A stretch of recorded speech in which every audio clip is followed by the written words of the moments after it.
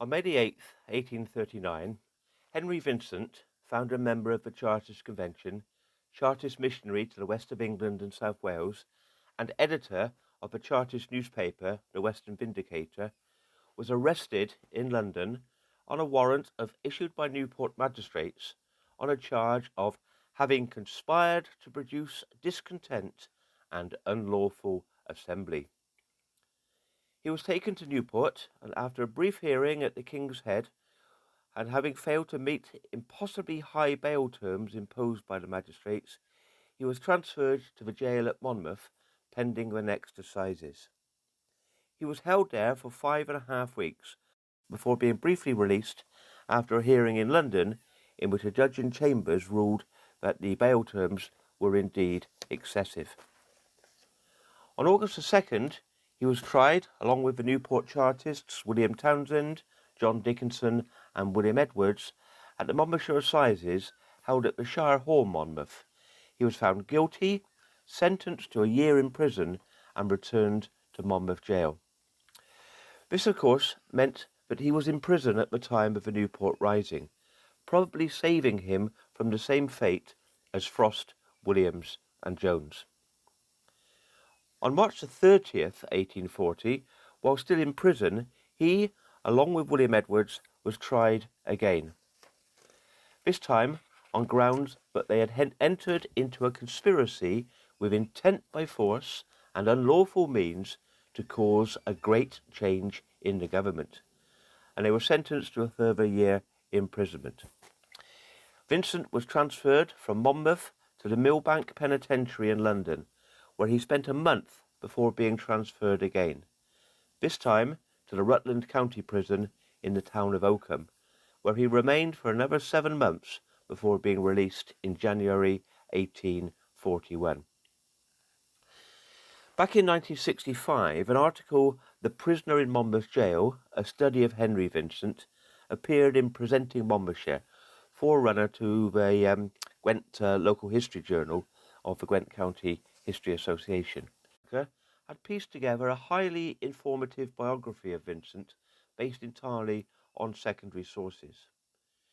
The article made a number of comments about Vincent's time in jail, but contained no testimony made by Vincent himself during his confinement. Tucker was almost certainly unaware that lurking in the archives of the Labour Party in Transport House in London was a series of letters written by Vincent, including 13 from Monmouth Jail and 18 from Rutland County Jail. These letters were later transferred to the People's History Museum in Manchester. They were written to Vincent's close friend, John Minikin, who lived in Covent Garden. Now, it must be admitted that the content of these letters are not earth-shattering. They are not on a par with the prison writings of Antonio Gramsci, Nelson Mandela, or Oscar Wilde for philosophical or literary merit. Nevertheless, they do give us a deeper insight into this important figure in the Chartist movement, not only into his treatment in prison, but also into his contacts with the outside world, his attitudes, his preparations for his trials, and his views on various matters. Now, using these letters presents a number of difficulties. Vincent's handwriting is not always the clearest, and some words, often the most important, are indecipherable. He also has the annoying 19th century habit of using 10 words where one would do. On top of this, he makes a number of references to obscure pieces of poetry or talks in cryptic terms, making it sometimes difficult to grasp what he is trying to say or whether he is being ironic. For example, in his first letter from Monmouth Jail, he wrote, "Here I am, safely located in this mansion, one of the cleanest and most comfortable buildings I have ever seen." Now, did he mean this, or was he being ironic? It is important to remember that while writing from custody, he could not always express himself freely. In his second letter from Monmouth, he took a rather mocking view of the censorship of the letters he sent and received.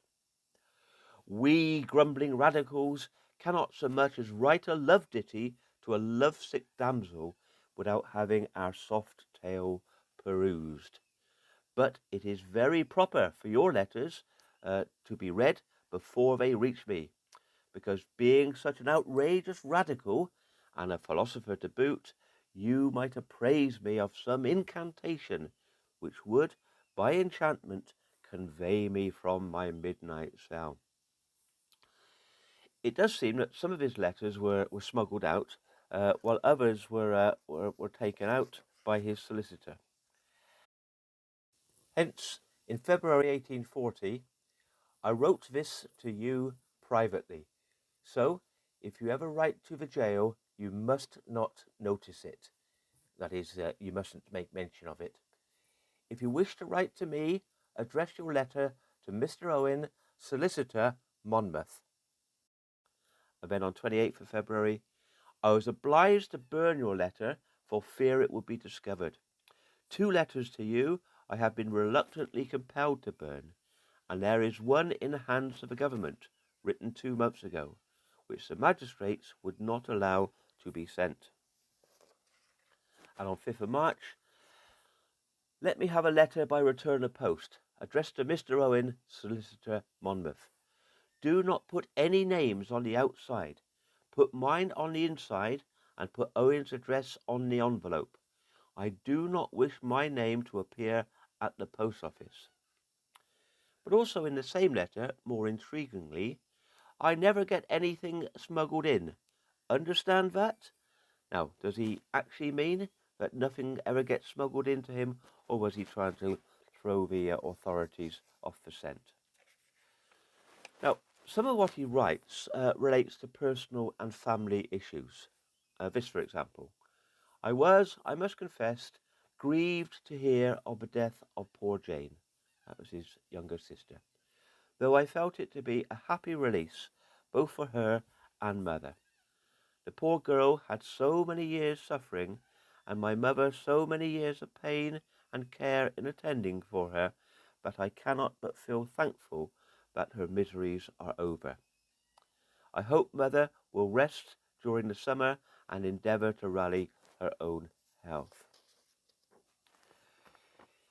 His third letter responds in some detail to Minikin's request for a description of the jail. From this, we can tell that Vincent, Edwards, and Dickinson were in fact far better off than other inmates, perhaps because there was a tacit recognition that they were political prisoners. Monmouth Jail is a fine, castle-looking building. The portion of this building in which myself and 2 friends reside consists of a small room about 8 yards square and 13 feet high, stone floor and a stone seat along one side of the wall. It contains a fireplace and 2 wooden shelves, upon which we place our books, clean linen, etc. Descending 3 steps, we have a large quad surrounded by walls in which we walk at pleasure. We sleep in separate bedrooms. The night rooms are small, with stone floors and iron doors. The windows are high, paled with irons, and a board placed up on the outside which prevents us from having a view of the beautiful fields, for there are beautiful fields and trees without, and the sweet melody of the night bird lulls me to sleep at night, and the merry lark and the mellow-toned blackbird awakes me every morning. The bedstead is iron, the bed a straw one, the bedding coarse but very clean. They were able to make things a bit more comfortable for themselves by borrowing a wooden table and 2 rough-made wooden stools. The prison food was pretty unbearable, comprising a daily allowance of 1 pound of potatoes, 2 quarts of skilly, salt not limited. Skilly is a thin broth made mainly from oatmeal with a little meat. Fortunately, however, they did not have to rely purely on this. We have purchased coffee pot, kettle, saucepan, gridiron, frying pan, cups, saucers, plates, knives, forks, spoons, etc. We purchase our own food, but we have had several presents, and now we have hung up in our little kitchen a fine ham, half a side of bacon, and at present we have a very plentiful supply of tea, sugar, coffee, etc., which have been sent to us from Bath, Bristol, Newport, and other places. They also had clothes sent in from outside.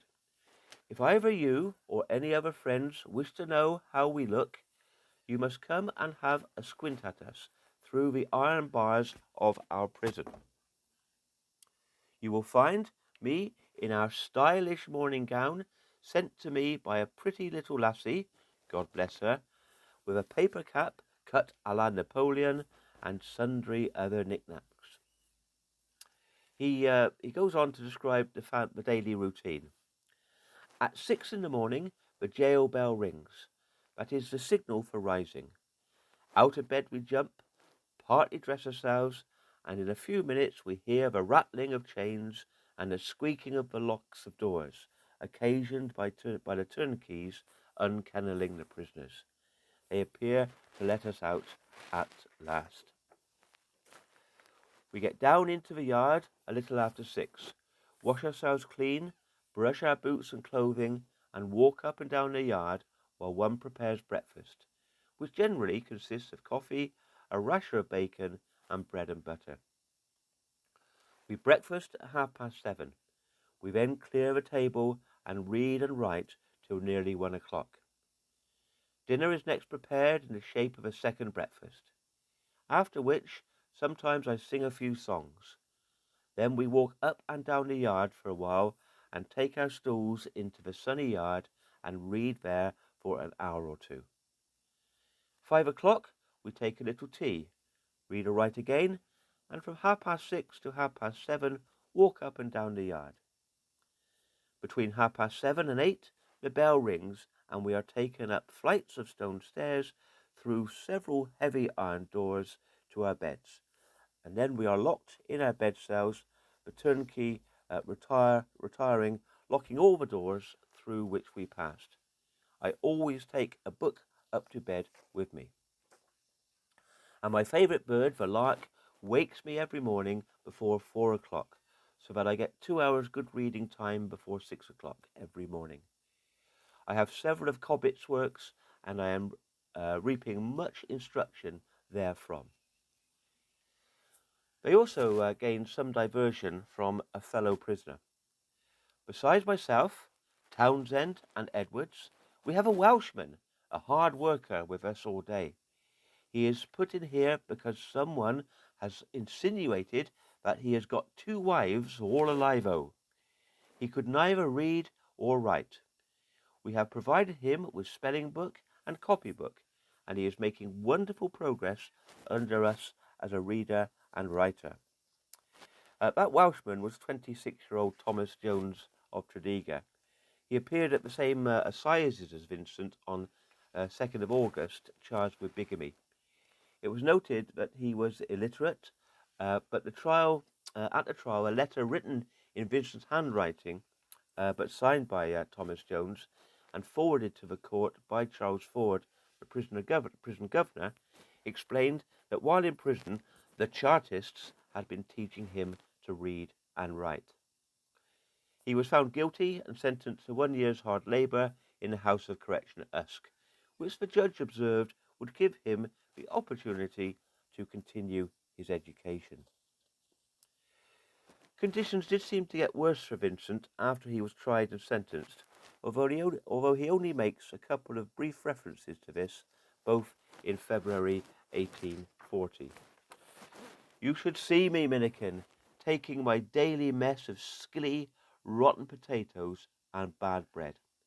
So here I am, my friend, sitting on a 3-legged wooden stool. According to his letters, what Vincent found most unpleasant about prison life was the compulsory religious services. On Wednesday and Friday, the bell is rung at 9:30 as a signal for us going up into the church to have read over us the miserably humdrum service of the Protestant church as by law established. Our minister is a very worthy and gentlemanly man, and appears the most worthy church clergyman I've ever met with. He appears rather intelligent. Yes, every Wednesday and Friday morning to have prayers to the Lord spiritual and temporal, our High Court of Parliament, your Dowager Adelaide, and all the royal family.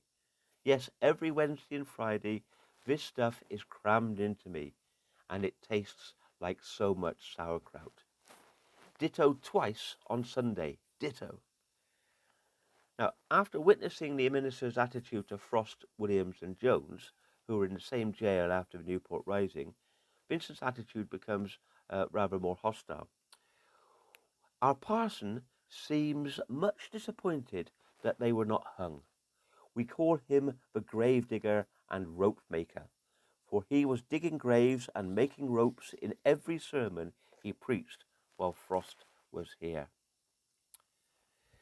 By contrast, Henry seems to have got on well with the chief turnkey, James Evans.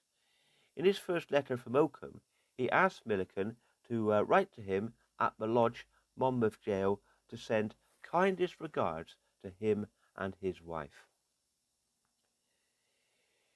Clearly, Vincent was keen to know as much as possible about what was happening on the outside.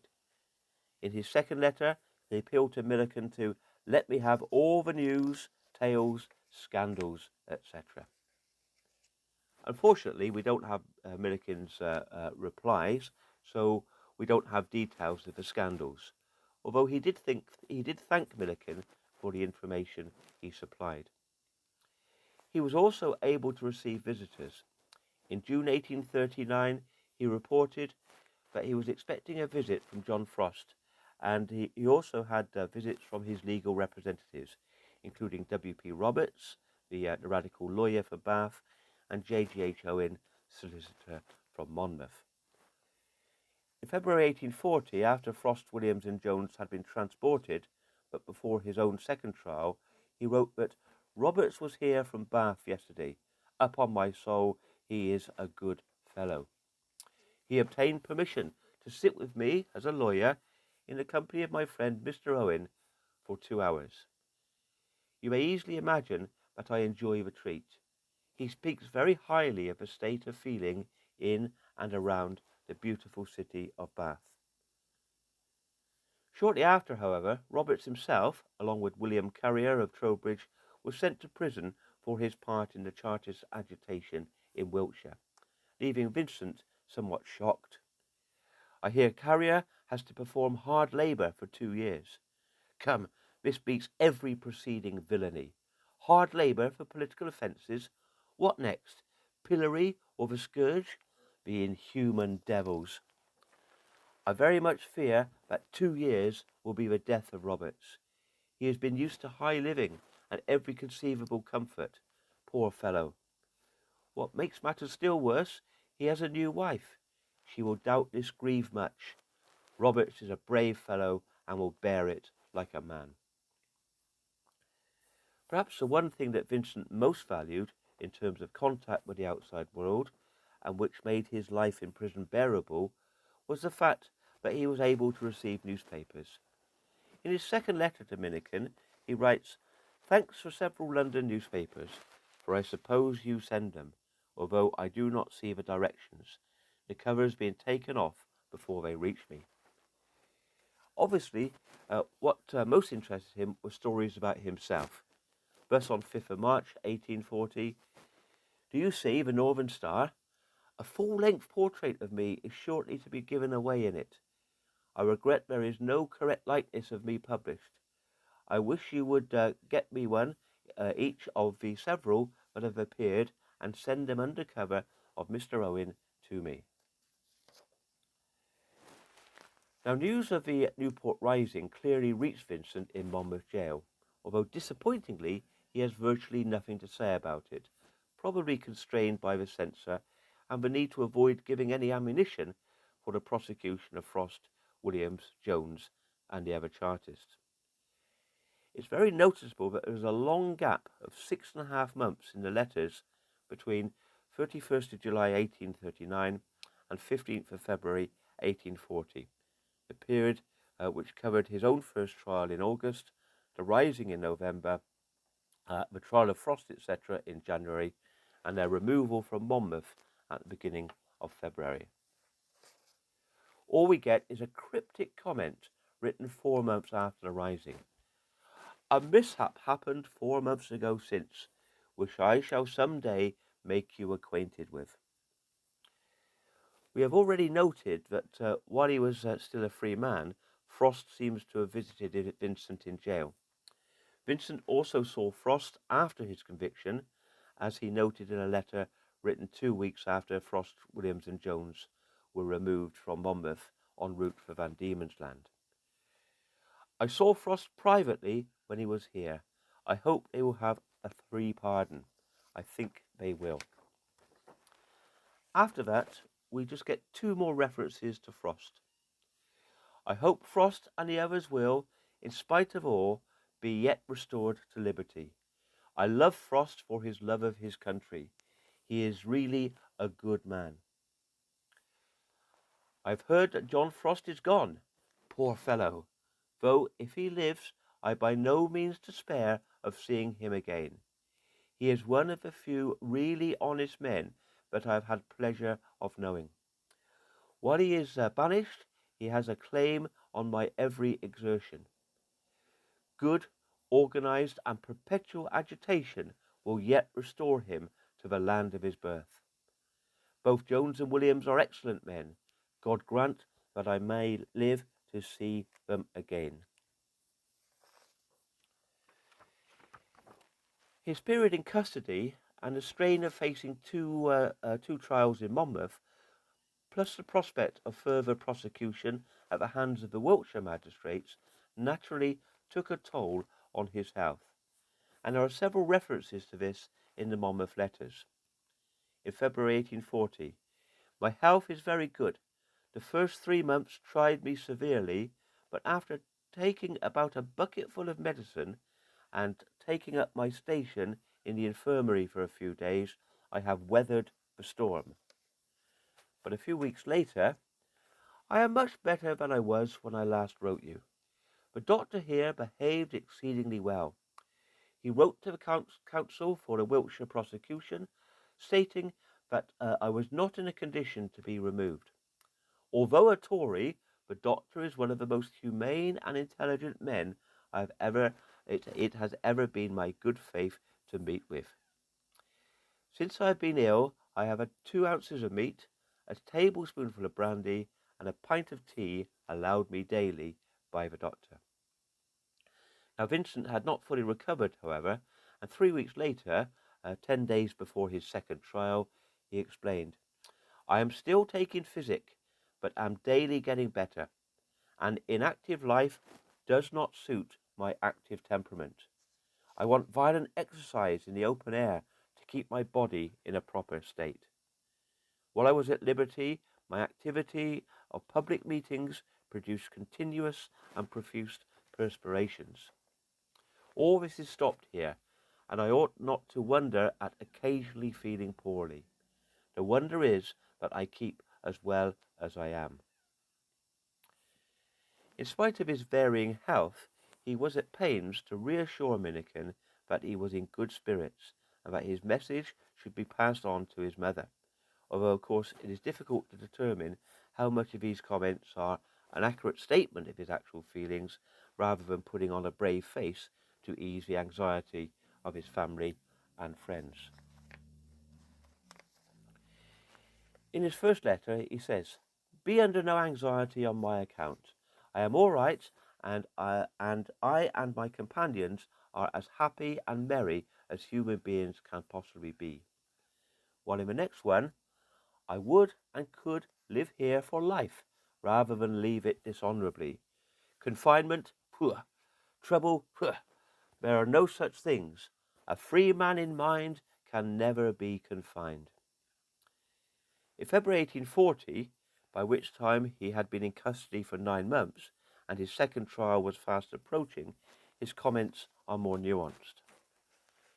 Above 6 months of tedious confinement have passed over my head, and many severe privations I have undergone, and very many have been the petty annoyances to which I have been subject. But you will be pleased to hear that my good spirits and excellent flow of good humour have ever sustained me, and that my moments have flown away upon golden wings. I have methodized my time, and day after day pass through on the same dull yet perfectly happy routine of sameness. Of course, being in jail gives you lots of time to think. And being a young man, he was 26, 27 years old, one thing that Vincent thought a lot about was sex. Now, in case you think I'm lowering the tone here, I would like to point out that this very issue has been the subject of an academic article.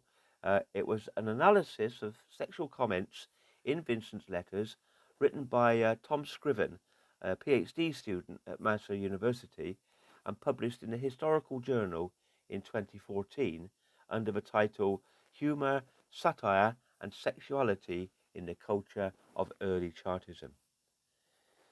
Anybody familiar with Vincent's role as a Chartist agitator will be aware that he was particularly popular with women. It is clear from his letters that not only was he popular with them, but they were also popular with him, to the extent that I think he might have had some difficulty with the modern-day Me Too movement. In his second letter, he comments that he will spend his time reading and studying, as I have no sweet young lasses here to while away my time with. While later in the same letter we get, give lots of love to all friends, and especially to lasses, and if, when walking through Regent's Park, right angle, presumably meaning right angle of the sun, you see a young damsel with sweet hazel eyes, intellectual forehead, lips that would turn an anchorite or a stoic and teetotaler to sin, neatly dressed in lavender silk and a white satin bonnet, reading a gilt-edged copy of Shelley's Queen Mab, go up to her, kiss her for me, and tender my warmest love. Never mind what Marianne, that's Minikin's wife, says. Tell her you are bound to do an act of such kindness for an imprisoned friend. Now, Tom Scriven points out that London's parks were favourite haunts for well-dressed, attractive prostitutes seeking out wealthy punters. Minikin obviously took up the matter in his reply, since in the next letter, Vincent continues the discussion. A pretty fellow you are to ask what's the time of day for the right angle. You ought to have guessed that. Why, the soft and balmy hour of the evening, to be sure, when the sun has left us and the moon doffs her nightcap and squints through the sky. That's the time. And in what appears to be a euphemism, he comments, I thought you liked your tutties well filled. I hope no offence for asking the question. Also, in referring to the clothes he has been sent, he says that they were made by the sweet little teasing bewitchers. I shall pay them all in kind when I get among them again. And in a later letter, the ladies in Bath, bless their hearts, are dying for me, and by God, I am dying for them. He even had his eyes on the daughter of the High Sheriff. I was walking in the yard yesterday, and one of the High Sheriff's daughters had a peep at me through a window from one of the towers. She said to the turnkey, Dear little fellow, he looks as well as ever. You may judge by this that I am not looking so very bad, when this angelic amaranto thinks the dear little fellow looks as well as ever. Who would not be in a prison to live under the good wishes of these sweet creatures? I think I hear you say, Not I. Poor friend, you are a married man. You must say nothing. Now, having studied the whole sequence of Vincent Milliken letters, including those written before and after his prison sentences, Tom Scriven concluded that the sexual references weren't just banter between two young men. Milliken himself was 28, 29, purely born from the tedium of Vincent's largely solitary confinement, since long before his arrest he was boasting about the sexual topography of the nationwide tours he was undertaking. Neither were they a reflection of the private sexual liaisons that then, as now, seemed to be common amongst activists within political organisations. Rather, it was part of Chartism's public culture, reflected in the publication of erotic poetry by the likes of Byron and Shelley, along with smutty stories, scandal, and scurrilous satire in some of the Chartist papers. This is significant because it undermines the traditional portrayal by historians of Chartism and of the London Working Men's Association in particular as being in the vanguard of Victorian working class respectability and being associated with the strict morality going hand in hand with abstinence from drink. Rather, it's indicative of a sexually open culture within Chartism and suggests a continuum within Chartism of the libertarian, irrelevant, and sometimes obscure culture of late Georgian and Regency London. You only need to think of the cartoons of James Gilray to understand the sort of tradition that was being tapped into here. Thanks to Tom Scriven for several quotes in that passage. Throughout this time in prison, Vincent was preoccupied by the various legal proceedings against him, whether actual or threatened. He saw the hand of the Whig government of Lord Melbourne behind every move against him, referring to the Whig ministers as inhuman devils, body snatchers, and base and heartless wretches. He had nothing but contempt for the magistrates that he came up against, and for the court proceedings, whether in the Borough Court at Newport, or the Monmouth Assizes, or the Wiltshire Assizes. This was reflected in his first letter from prison, which gave his view of the hearings at the King's Head in Newport, where he was brought from London after his arrest in May 1839. I cross-examined a few of the rascals to show my contempt for the whole proceedings, when the fool Phillips, the mayor, told me the case was over and that the magistrates would be happy to hear anything I had to say. I smiled and said, "Oh no, I have nothing to say to you. There's nothing in these depositions referring to me." They appeared thunderstruck. Then they retired, returned in about 3 minutes, and said they had fully considered our case, and decided that I should be held to bail to appear at the assizes myself in £500 and 2 sureties of £250, and to be of good behaviour to our liege lady the Queen for 12 months. I could not retain myself, and laughed heartily when I heard this. The points about the bail term was that they were ridiculously high, in Vincent's view, illegally high, and that they imposed other conditions that he found it impossible to accept. I do not want bail. If I did, I would not look for it, because the magistrates have acted illegally and unconstitutionally in the amount of my bail, but most especially in the condition pinned to its tail. Give a promise to Phillips. Merciful God, preserve me from such degradation. No, may I become both rotten and mad. May I, after having been a gabbing, slavering half-idiot for my future life, become, when old, loathsome to the sight and stinking to the nostrils, if ever I so badly degrade the cause, as to promise to behave myself to men whose noses I would pull, were I not afraid that by pulling them I should poison my fingers. So, rather than being released on bail, he was taken to Monmouth Jail, where he got busy applying for a writ of habeas corpus, which would be heard by a judge in chambers in London, and, he believed, would secure his release pending trial. He used his correspondence with Minikin to ask him to line up leading London radicals and Chartists, including Francis Place, Henry Hetherington and John Cleeve to give him bail if more realistic terms were offered at the hearing. The hearing was successful, the necessary sureties given, and Vincent was released from prison on bail. But his troubles were far from over. In the only letter he wrote in his brief period of freedom, written in Cheltenham, he explained that, as well as awaiting trial in Monmouth, he faced the possibility of new charges in Wiltshire, which led him to go into hiding and put out false messages as to his whereabouts. While he was fully prepared to abide by his bail terms and present himself for trial at Monmouth, he was determined that the Wiltshire magistrates wouldn't be able to grab him first. This led him to travel back to Monmouth from Bristol in a rather bizarre way. Heavy bets had been pending on my capture. Fearing that at the 11th hour I should be captured, we left Bristol at 10 o'clock on Monday night in a light cart with plenty of straw, canvas, etc.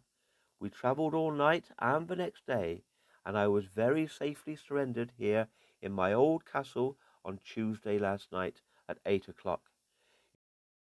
You would have laughed if you had travelled with us.